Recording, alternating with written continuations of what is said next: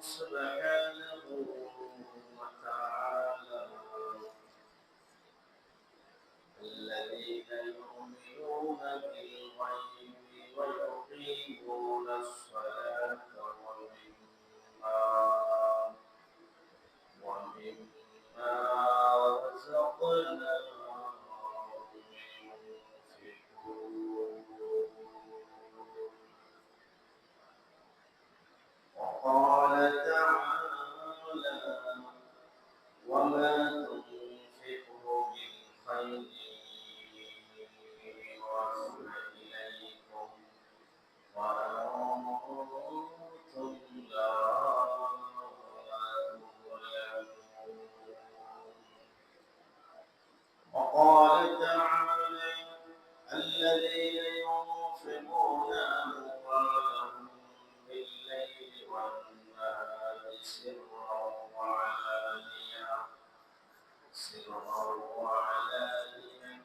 فلهم أجرهم عند ربهم ولا خوف عليهم ولا هم يحزنون وقال رسول الله صلى الله عليه وسلم من أحب لله أبغض لله أعطى لله منع لله فقد استكمل الإيمان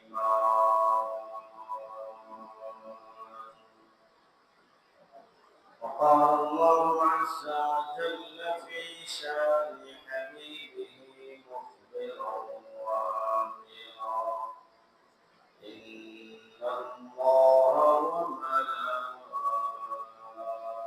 وملائكته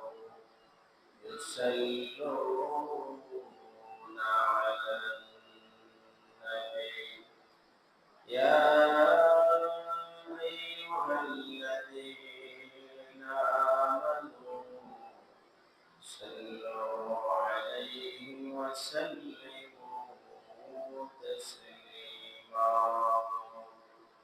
اللهم صل على محمد وعلى آل محمد كما صليت على إبراهيم وعلى آل إبراهيم إنك حميد مجيد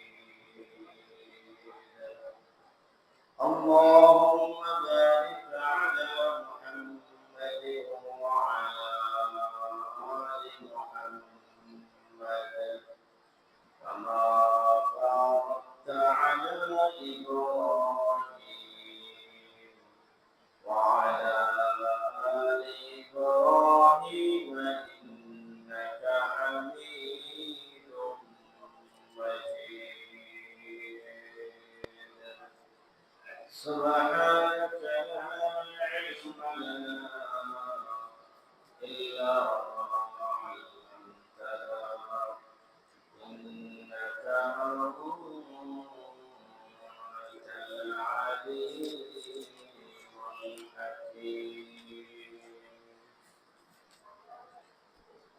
رب زدني علما رب اشرح لي صدري ويسر لي أمري واحلل عقدة من لساني يفقهوا قولي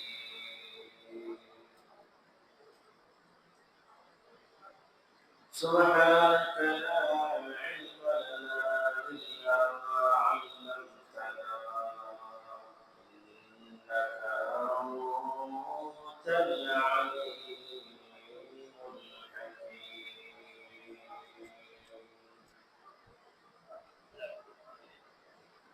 وأحسن منك لم ترقت عيني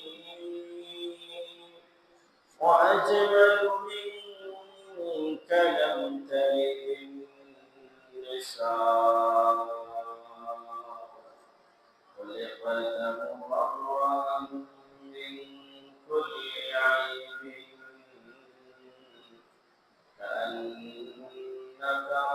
فلقت كما تشاء بلغ العلا بكماله كشف الدجى بجماله حسنت جميع خصاله صلوا عليه وآله سبحانك لا علم لنا إلا ما علمتنا إنك أنت العليم الحكيم الحمد لله محمد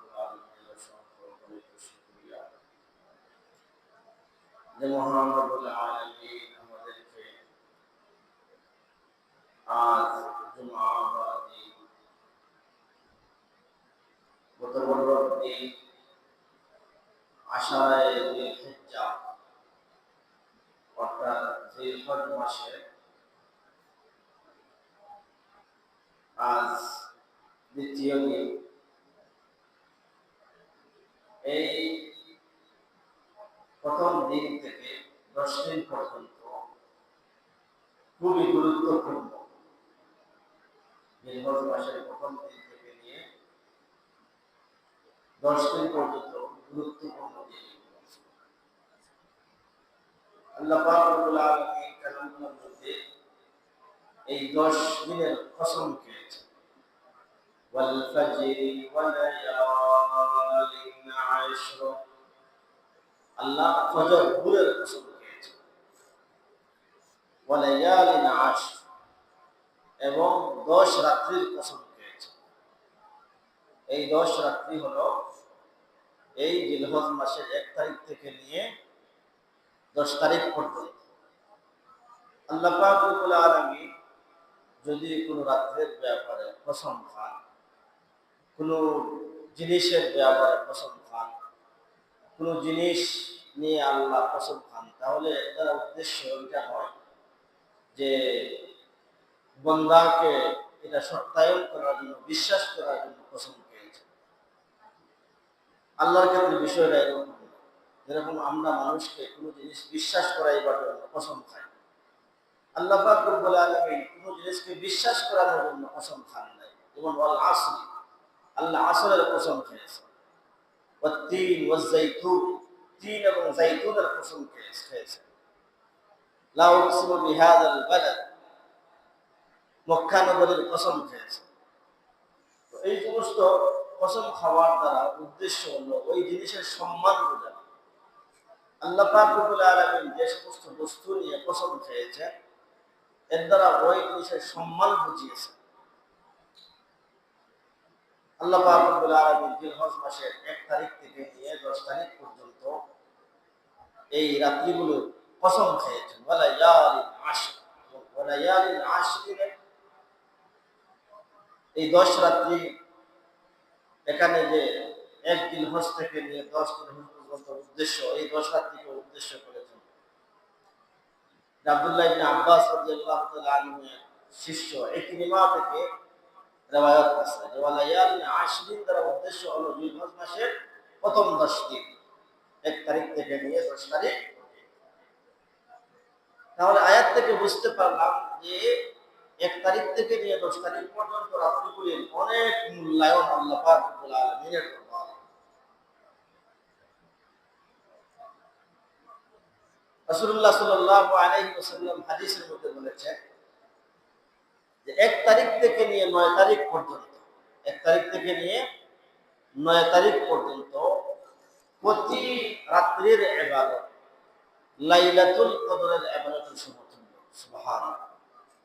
1 তারিখ থেকে নিয়ে 10 তারিখ পর্যন্ত, 1 তারিখ থেকে নিয়ে কি 10 তারিখ পর্যন্ত প্রতি রাত্রির ইবাদত লাইলাতুল কদরের ইবাদতের সমান। আর লাইলাতুল কদরের ক্ষেত্রে কি বলা হয়েছে? লাইলাতুল কদরি খায়রুম মিন আলফি শাহর। লাইলাতুল কদর হলো 1000 মাসের চাইতেও উত্তম। তাহলে জিলহজ মাসের 1 তারিখ থেকে নিয়ে 10 তারিখ পর্যন্ত প্রতিটা রাত্র ফজিলতের দিক দিয়ে লাইলাতুল কদরের সমতুল্য মর্যাদা রাখে। আল্লাহ পাক রব্বুল আলামিন আমাদেরকে মুহাম্মদ সাল্লাল্লাহু আলাইহি ওয়াসাল্লামের উম্মতকে বিশেষ বিশেষ কিছু দিন এবং রাত্র দিয়েছেন, যেগুলা শুধু এই উম্মতেরই বৈশিষ্ট্য, এই উম্মতরাই পেয়েছে। এইরকম একদিন এক রাত্রিতে এত ফজিলত, এত মর্যাদাপূর্ণ দিন এবং রাত অতীত কোন উম্মতকে আল্লাহ দেন নাই। এই উম্মতের আল্লাহর হায়াত কম দিয়েছে, অতীত উম্মতের হায়াত ছিল বেশি, কিন্তু আল্লাহ পাক রব্বুল আলামিন এদেরকে এরকম ভাবে কোন রাত্রির মধ্যে দিনের মধ্যে ফজিলত দিয়ে দেন নাই।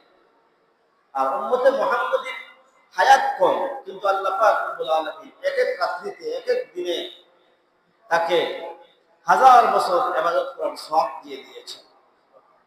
এটা শুধু এই উম্মতকেই দেওয়া হয়েছে। তাহলে আমরা চিন্তা করি যে এক একটা রাত 1 তারিখ থেকে নিয়ে 10 তারিখ পর্যন্ত, আজকে 2 তারিখ, জিলহজ মাসের কি আজকে 2 তারিখ, যে প্রতিটা রাত্র লাইলাতুল কদরের সমান এবং প্রতিটা রোজা দিনের রোজা 1 বছর রোজা রাখার সমতুল্য। সুবহানাল্লাহ। 1 তারিখ থেকে নিয়ে 9 তারিখ পর্যন্ত, 10 তারিখ তো আর ঈদের দিন, ঈদের দিন তো আর রোজা রাখা যায় না, ঈদের দিন রোজা রাখা হারাম, ঈদের দিন রোজা রাখা যায় না। এই জন্য 1 তারিখ থেকে নিয়ে 9 তারিখ পর্যন্ত প্রতিদিনের রোজা 1 বছর রোজা রাখার সমতুল্য। সুবহানাল্লাহ। যেমন আপনি এক এক দিন রোজা রাখলেন, গুয়াকে 1 বছর আপনি রোজা রাখলেন। তাহলে আমরা এই হাদিস থেকে জানতে পারলাম যে 1 তারিখ থেকে নিয়ে 10 তারিখের প্রতিটা রাত্র লাইলাতুল কদরের সমতুল্য, এবং 1 তারিখ থেকে নিয়ে 9 তারিখ পর্যন্ত প্রতিটা দিন রোজা রাখা 1 বছর রোজা রাখার সমতুল্য। এবং এই দিনগুলোতে বেশি বেশি তাকবীর, তাহমিদ, তাহলিল, আল্লাহু আকবার, আল্লাহু আকবার, লা ইলাহা ইল্লাল্লাহ, আল্লাহু আকবার, আল্লাহু আকবার ওয়া লিল্লাহিল হামদ বেশি বেশি পড়া। আমরা সবাই পড়ি আল্লাহু আকবার, আল্লাহু আকবার, লা ইলাহা ইল্লাল্লাহ, আল্লাহু আকবার, আল্লাহু আকবার ওয়া লিল্লাহিল হামদ।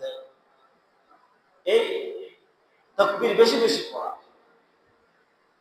হাটে ঘাটে বাজারে মাঠে ময়দানে সর্বত্র এই দিনগুলোতে বেশি বেশি এই তাকবীর পড়া।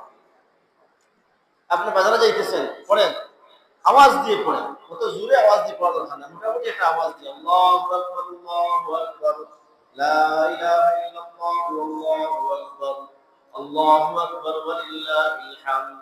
আপনার দেখা দেখি আর মুসলমান ভাই তাকবীর দিবে, যদি তার জানা না থাকে তাহলে আপনাকে জিজ্ঞাসা করবে আপনি কি জন্য এরকম তাকবীর দিচ্ছেন।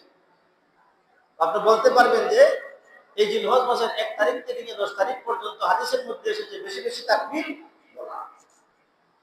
এই জন্য সর্বত্র, দোকানে বসলেও, বাজারে গেলেও সর্বত্র জোরে জোরে আওয়াজ দিয়ে কি করা, তাকবীর করা বেশি বেশি। এবং তাহমিদ, সুবহানাল্লাহি ওয়াল হামদুলিল্লাহি ওয়া লা ইলাহা ইল্লাল্লাহু আকবার, আল্লাহু আকবার কাবীরা ওয়াল হামদুলিল্লাহি কাসীরা ওয়া সুবহানাল্লাহি বুকরাতাম ওয়া আসীলা। আল্লাহু আকবার কাবীরা, আলহামদুলিল্লাহি কাসীরা ওয়া সুবহানাল্লাহি বুকরাতাম ওয়া আসীলা। বেশি বেশি তাহমিদ, আল্লাহর প্রশংসা করা। বলি আমরা আল্লাহু আকবার কাবীরা والحمد لله كثيرا سبحان الله بكرة وأصيلا. سبحان الله والحمد لله ولا إله إلا الله والله أكبر، لا إله إلا الله والله أكبر। তাহমিদ, তাহলিল আর তাকবীর বেশি বেশি কি করা এই দিনগুলি। এবং এই দিনের বিশেষ করে 9 তারিখের যে আমলটা, যেটাকে আমরা আরফার দিন বলি, আরফার দিন, এই আরফার দিনের একটা রোজা, আরফার দিন অর্থাৎ আমাদের দেশে যেদিন 9 তারিখ হবে ওই দিন সৌদি আরব ওকুফে আরফা হয় তাদের 9 তারিখ অনুযায়ী। সৌদি আরবে যখন 9 তারিখ হয় তখন ওকুফে আরফা হয়। এই জন্য হাজিদের ওকুফে আরফার দিন আমাদের এখানে 9 তারিখ হয় না, 8 তারিখ হয়। এই জন্য আরফার রোজা আমরা ওই 8 তারিখে রাখবো না। আমরা আমাদের কিছু ভাইরা মনে করেন যে না, হাজিরা যেদিন ওকুফে আরফা করবে সেই দিন এই রোজা রাখা না, এটা হলো 9 তারিখের আমল। হাজিদের ওকুফের সাথে এই আমলের কোনো সম্পর্ক নাই। যেহেতু সৌদি আরবে 9 তারিখ হয় এবং ওই 9 তারিখে যেহেতু 9 তারিখের আমল, এই জন্য তারা আরফার ময়দানে অবস্থান করে। তারা তো আর 8 তারিখে অবস্থান করেন। সৌদি আরবের 9 তারিখে তারা কি করেন? আরফার ময়দানে অবস্থান করেন। এজন্য এই যে 9 তারিখের যে আরফার রোজা, এটা হলো ওই হাজিদের উকুফের সাথে সম্পর্ক নয়, এটা হলো তারিখের সাথে সম্পর্ক। এটা হলো কি? এজন্য আমাদের দেশে যেদিন 9 তারিখ হবে আমরা ওই দিন কি করব? আরফার রোজা। আমাদের দেশে যেদিন কি হবে? 9 তারিখ হবে, ঈদের আগের দিন। ঈদের কি আগের দিন, এই দিন আমরা কি করবো? আরফার রোজা আমরা। আর যদি কাহারও ভিতরে সন্দেহ লাগে 9 তারিখে রোজা রাখলাম, আরফার দিনে রোজা হইল কি না হইল, তাহলে আপনি পুরো 1 তারিখ থেকে নিয়ে 9 তারিখ পর্যন্ত রোজা রাখেন, তো তার কোনো সন্দেহ থাকলো না। যেহেতু 1 তারিখ থেকে নিয়ে 9 তারিখ পর্যন্ত রোজা রাখার অনেক ফজিলত। এজন্য আপনি যদি 1 তারিখ থেকে নিয়ে, আজকে 2 তারিখ যাইতেছে, 1 তারিখ থেকে নিয়ে 2 তারিখ 9 তারিখ পর্যন্ত রোজা রাখেন, তাহলে আপনার ভিতরে ওই সন্দেহ আর থাকলো না যে আমি আরফার রোজা রাখলাম কিনা। কিন্তু আরফার রোজা প্রতিটা দেশে যখন 9 তারিখ হবে ওই দিনই আরফার রোজা রাখতে হয়। এই আরফার রোজার কি ফজিলত? আল্লাহ রাসূল বলেন, সিয়ামু ইয়াউমি আরফাতা আহতাসিবু আলাল্লাহ আন ইউকাফিরা আস-সানাতা আল্লাতী ক্বাবলাহা ওয়াস-সানাতা আল্লাতী বা'দাহা। রাসূলুল্লাহ সাল্লাল্লাহু আলাইহি ওয়াসাল্লাম বলেন, আরফার দিনের রোজা 1 বছরের আগের এবং পিছনের গুনাহকে maaf করে দেওয়া হয়। আল্লাহ রাসূল বলেন, সিয়ামু ইয়াউমি আরফাতা, আরফার দিনের রোজা আহতাসিবু আলাল্লাহ, আমি আল্লাহর কাছে আশাবাদী যে বান্দা আমার যে উম্মত আরফার দিনের রোজা রাখবে, 9 তারিখ রোজা রাখবে, তার 1 বছরের আগের এবং পিছনের গুনাহকে maaf করে দেওয়া হবে। সুবহান। 1 বছরের আগের এবং পিছনের গুনাহ কি করে দেওয়া হবে? maaf করে দেওয়া। এটা হলো 9 তারিখের আমল। 9 তারিখের কি আমল? 9 তারিখ আমরা এই আরফার রোজা রাখব। এবং আমরা যারা কুরবানি করব, এদের জন্য একটা আমল যে আমরা 1 তারিখ থেকে নিয়ে কুরবানির আগ পর্যন্ত নখ, ছোপ, চুল এগুলো আমরা কাটবো না। 1 তারিখ থেকে নিয়ে কুরবানির আগ পর্যন্ত আমরা নখ, চোখ, চুল এগুলো কি করবো না? নখ, চুল এগুলো আমরা কাটবো না। হ্যাঁ, তবে 1 তারিখ ঢোকার আগে আগে যদি আমার কাটার প্রয়োজন হয়, তাহলে 1 তারিখ ঢোকার আগে আগে কেটে নিতে হবে। কারণ হাদিসের মধ্যে এসেছে যে নখ এবং চুল, অবাঞ্ছিত পশম, এগুলা 40 দিনের উপরে চলে গেলে আর ইবাদত কবুল করা হয় না। 40 দিনের ভিতরে সপ্তাহে সপ্তাহে আমি পরিষ্কার করব, অবশ্যই পবিত্রতা অর্জন করব, কিন্তু 40 দিনের ভিতরে এটাকে সাফ করতে হবে। 40 দিনের উপরে চলে গেলে আমার ইবাদত কবুল হবে না। এজন্য আমি দেখা গেল যে আমি 10 তারিখে আমি নখ চুল কাটবো, এর ভিতরে আমার 40 দিন হয়ে যাইতেছে, তাহলে তো আমার জন্য এটা অন্য বিষয় হয়ে যাবে। এজন্য 1 তারিখ ঢোকার আগে আগে আমি নখ, চোখ, চুল, অবাঞ্ছিত পশম এগুলা কেটে আমি কি করতে হবে? আমি আজ থেকে প্রস্তুতি নিতে হবে। আর কুরবানি দিয়ে আমি কি করব? নখ এবং চুল, অবাঞ্ছিত পশম যেগুলো আছে এগুলো আমরা কি করবো? কাটবো।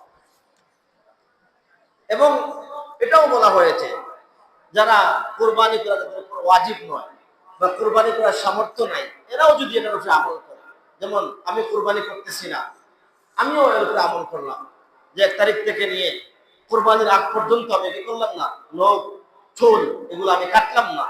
তাহলে যে ব্যক্তি কুরবানি করবে না সেও যদি এই আমল করে থাকে তাহলে তাকেও কুরবানির সওয়াব দিয়ে দেওয়া হবে। সুবহানাল্লাহ।